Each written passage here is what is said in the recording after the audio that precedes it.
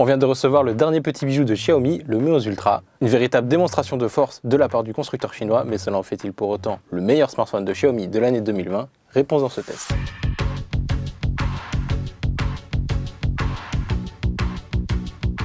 Après un Mi 11, Xiaomi nous offre un Mi 11 Ultra et non pas un Mi 11 Pro comme on aurait pu s'y attendre. Un téléphone qui fait office de véritable vitrine technologique, mais qui pourtant a des bases communes avec le petit Mi 11 que l'on a juste ici. A commencer par la face avant, puisqu'on retrouve une dalle AMOLED de 6,81 pouces avec un taux d'occupation de l'écran de plus de 92%. C'est exactement ce que l'on avait sur le Mi 11 et c'est donc logiquement ce que l'on retrouve sur ce Mi 11 Ultra. En base commune, on peut également parler du processeur, puisque c'est évidemment le Snapdragon 888 que l'on retrouve à l'intérieur. Les deux téléphones ont exactement les mêmes performances, mais ce Mi 11 Ultra vient avec 12 Go de RAM, là où le Mi 11 s'arrête à 8 Go. Ce qui reste amplement suffisant pour tous les usages, mais c'est toujours bon à prendre. On a encore quelques petites améliorations comme le stockage, ici on démarre à 256 Go alors qu'ici on démarre à 128 Go. On vient préciser qu'il n'y a pas de support de carte micro SD, donc un stockage supplémentaire c'est toujours bon à prendre également. Et au niveau de la batterie, il y a également une amélioration puisque le Mi 11 s'arrêtait à 4600 mAh. Ce Mi 11 Ultra est bien plus imposant et il nous offre donc un accumulateur de 5000 mAh. Un gain de batterie qui peut sembler léger, mais qui dans le test est assez significatif puisque le Mi 11 Ultra a tenu 18 heures, là où le Mi 11 a tenu 15 heures. Mais la dernière amélioration se trouve bien évidemment au niveau de la photo et ça se passe de commentaires. On y reviendra bien évidemment tout à l'heure. Au niveau du design, on a vraiment deux philosophies qui s'affrontent. Sur le Mi 11, on était plutôt simple et efficace avec un dos en verre, une finition un peu irisée et un module assez discret. Du côté du Mi 11 Ultra, on a une finition évidemment plus premium avec un dos en céramique à l'image des plus hauts fleurons chinois tels le P40 Pro Plus de Huawei. Mais ça ne vient pas sans quelques désagréments comme le fait que le smartphone glisse beaucoup entre les mains. Il est également très déséquilibré du fait de la présence de cet îlot photo. Il faut également noter qu'il pèse 234 grammes, ce qui est beaucoup plus que le Mi 11 et c'est 196 grammes sur la balance.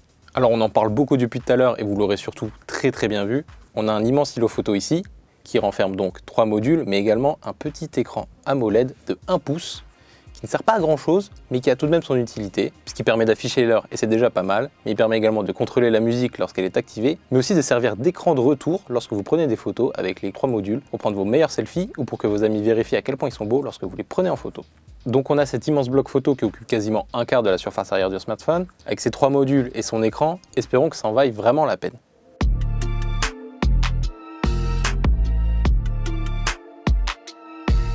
On sait que Xiaomi a envie de toujours frapper fort au niveau de la photo. Ça a d'ailleurs été les premiers à avoir intégré un capteur de 108 mégapixels sur ses smartphones. Ici, c'est également une première puisque Xiaomi s'est associé avec Samsung pour proposer le Samsung ISOCELL GN2, un capteur qui s'approche des 1 pouce, de 50 mégapixels et qui en théorie propose des clichés beaucoup plus lumineux, seulement sur le capteur principal. À ce capteur-là, on a évidemment deux autres qui sont de 48 mégapixels chacun, un ultra grand angle et un téléobjectif qui permet un zoom x5 en optique et un zoom x120 en numérique, ce qui est encore une fois du jamais vu. Du coup, avec un capteur qui est une première mondiale sur un smartphone qui est aussi gros, dans un îlot aussi gros et aussi imposant, est-ce que le résultat en vaut vraiment la peine? Eh bien oui, mais on s'attendait forcément à mieux, vu la promesse de Xiaomi. Le smartphone est très bon en photo, c'est un excellent photophone sur le marché, un des meilleurs, mais c'est pas le meilleur comme on aurait pu s'y attendre. On n'a pas résisté à l'envie de le comparer au Samsung Galaxy S21 Ultra, et on a été assez agréablement surpris, notamment sur les clichés de nuit, où il s'en sort globalement mieux, que ce soit sur le module principal, le module ultra grand angle ou le téléobjectif. De jour, sur le module principal, il fait un peu moins bien que son concurrent, mais ça reste très acceptable pour la proposition. En ultra grand angle, il nous propose une qualité très bonne, à savoir qu'il peut shooter en pleine définition, ce qui nous permet d'avoir forcément un meilleur résultat. Du côté du téléobjectif, il fait mieux que le Samsung Galaxy S21 Ultra, notamment parce qu'il propose une optique qui permet un zoom jusqu'à x5, là où le Samsung s'arrête à x3. On a donc une image un peu plus zoomée et du coup un peu plus détaillée, d'autant que sur ce module également, il peut shooter en pleine définition, à savoir 48 mégapixels. Le seul petit regret qu'on a, c'est sur la photo de nuit en ultra grand angle, qui même si elle est excellente, n'arrive pas forcément à dépasser celle du smartphone coréen. Même constat sur le téléobjectif de nuit, puisqu'à pleine définition, on a une bouillie de pixels et c'est pas très joli à voir. Si vous voulez en savoir plus et si vous voulez avoir plus de détails sur toutes les photos qu'on a pu prendre, vous pouvez bien évidemment retrouver tout ceci sur le site des numériques.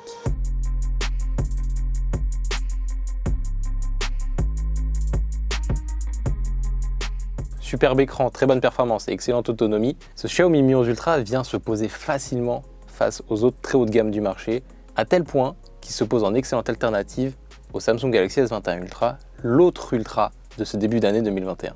C'est donc en toute logique qu'il obtient 5 étoiles, de justesse seulement, puisque même s'il vient se placer au niveau des meilleurs smartphones du marché, on aurait vraiment espéré beaucoup mieux face à la fiche technique qui a été annoncée.